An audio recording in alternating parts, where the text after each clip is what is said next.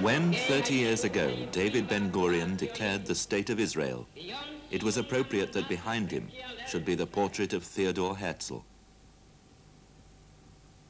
For Herzl, like some Old Testament prophet in his appearance, was the founding father of Zionism. After the first Zionist Congress at Bâle in 1897, which he inspired and dominated, he wrote in his diary, "At Bâle, I founded the Jewish state. In 5 years' time, perhaps, and certainly in 50, everyone will perceive it." Just over 50 years later, Herzl's prophecy was fulfilled. For good or ill, the Jewish state came into existence.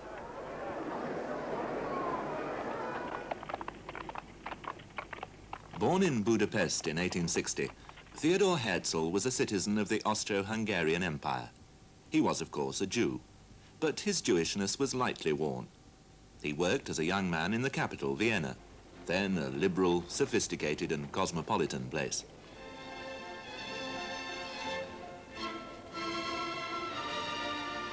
Its Jewish citizens were fully assimilated into the life of the city.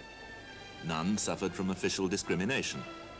Indeed, they were at the center of the rich cultural and intellectual life of Franz Joseph's glittering capital.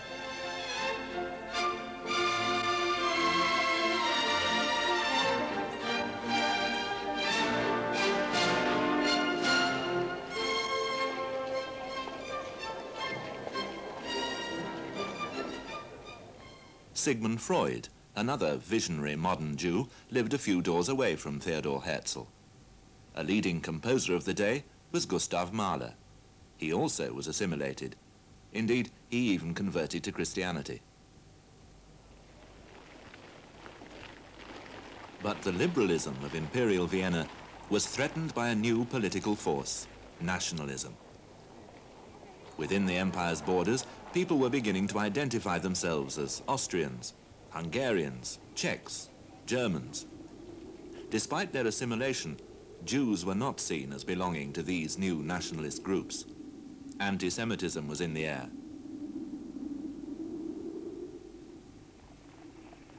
It was in the air in France, too.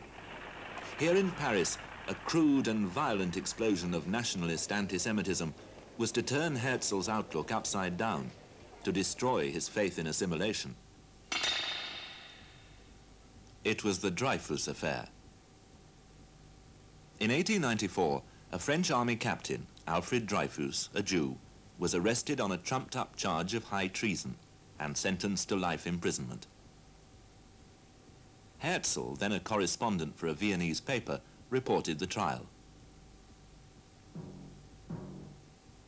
He was present as Dreyfus, shamed and dishonored, was led away to captivity. He saw and heard the mob shouting, "Death to the Jews."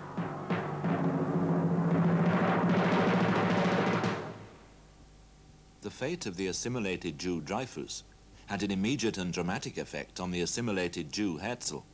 It was a warning, a premonition.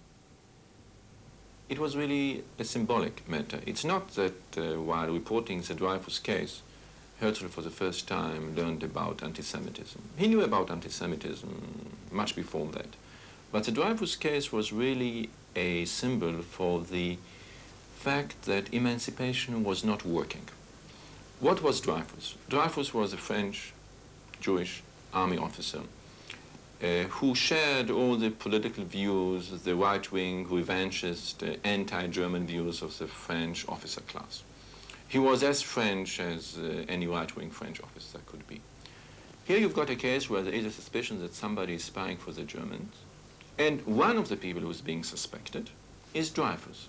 And what does public opinion in France say? Well, of course, Dreyfus is not really French. He's Jewish. So, of course, he is the spy.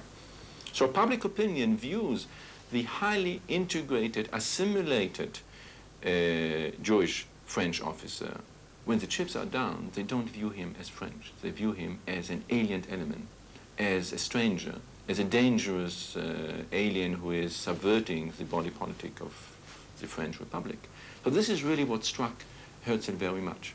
That here you've got almost the epitome of the assimilated, emancipated, well-integrated Jew, and when the chips are down, it doesn't work. The evidence of the Dreyfus case was chillingly clear to Herzl. However gracefully Jewishness was worn, however carefully concealed, the Gentiles would dig it out and they would punish it. Anti-Semitism, he came to believe, was an inherent disease, and assimilation was not the answer. What was? Let sovereignty be granted us over a portion of the globe large enough to satisfy the rightful requirements of a nation. The rest we shall manage for ourselves. This was the solution Herzl offered in the famous essay he published in 1896, Der Judenstaat, the Jewish state. His answer was a clear and contemporary one. A flag, a nation-state for the Jews, the same as everybody else. A nation-state in some portion of the globe. Palestine was a portion of the globe that was already the home of small groups of Jewish pioneers. They had established settlements like this one at Bat Shlomo, more than 10 years before Herzl's own conversion to Jewish nationalism.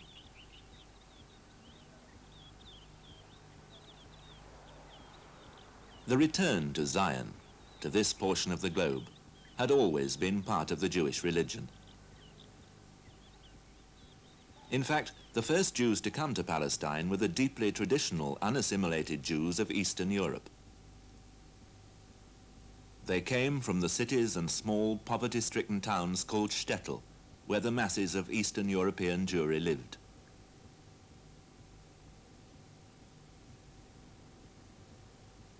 In the late 19th century, 75% of the world total of 8 million Jews lived in Eastern Europe, most of them in a territory ruled by Russia and known as the Pale of Settlement. It was an area to which they were confined by edict of the Tsars. It was the heartland of world Jewry, the birthplace and powerhouse of Zionism. These Jews of Eastern Europe were united by their poverty and by the kinds of jobs they did. They were shopkeepers, peddlers, artisans.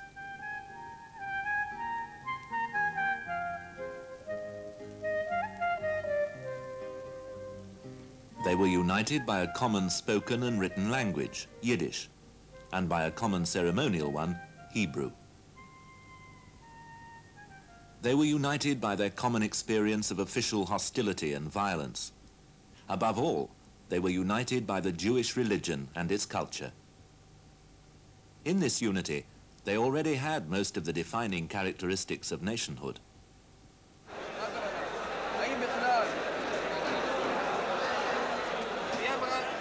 This is a traditional Jewish yeshiva or college in Israel today, where the studies are not significantly different from those in the earlier Pale of Settlement.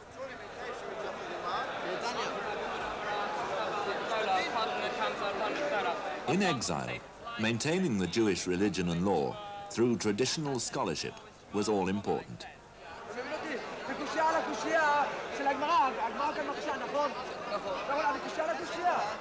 Religion served as a protection from oppression.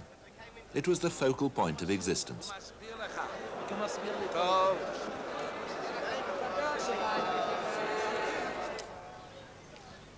Like these traditional Jews in Israel today, the Eastern European Jews were strongly defined in culture, dress, and appearance as Jews. They had none of those problems of identity which attacked the more assimilated Western Jews. At the heart of their religion was the hope of an eventual return to Zion. For some of them, a minority, that spiritual hope became transformed into a literal, political goal. Why did this happen? A purely religious self-identification didn't suffice anymore, both for internal reasons, because the Jews were also going through a process of secularization and modernization. Religion didn't hold sway as much as it did before then, but also for external reasons, vis-a-vis a Gentile society which viewed itself as Russian or Polish or Hungarian or Romanian. The Jews were beginning to redefine themselves as Jews in a secular, ethnic, linguistic sense. Pogroms, systematic and organized massacres, rape and pillage of Jews, broke out in Eastern Europe in the early 1880s. For the minority of Jews, these sickening episodes had the effect of intensifying the process of national redefinition. But the response of the majority was simpler. The pogroms didn't turn them into Zionists, but into emigrants, people on the run. They fled. They fled to the West. Most of all, they fled to America. Between 1880 and 1914, in one of the greatest migrations of human history, some 3 million Jews left Russia. Most of them landed here in New York.